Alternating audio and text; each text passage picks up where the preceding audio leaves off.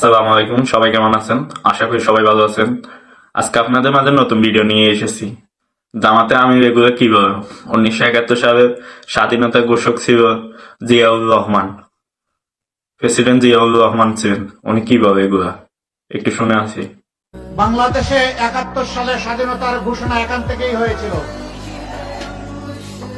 আপনাদেরই এক গর্বিত সন্তান সবার আগে চিৎকার দিয়ে বলেছিলেন উই রিবর্ন। তিনি হচ্ছেন এলডিপির সম্মানিত সভাপতি ডক্টর কর্নেল অলি আহমদ বীর বিক্রম। যদি এগুলো যদি সত্য হয় তাই সাইদুর রহমান মিথ্যা বলেছে নাকি ডক্টর শফিকুল মিথ্যা বলেছে? আমরা শুনে এসেছি প্রেসিডেন্ট জিয়াউর রহমান স্বাধীনতা ঘোষণা করেছেন প্রেসিডেন্ট জিয়াউর রহমান। সাইদি সাহেব কি বলে একটু শুনে আসি। বীর চট্টগ্রাম মুসলমানেরা স্বাধীনতার ঘোষণা এই চট্টগ্রাম থেকে স্বাধীনতার মহান ঘোষক প্রেসিডেন্ট জিয়াউর রহমান সাহেব দিয়েছিলেন।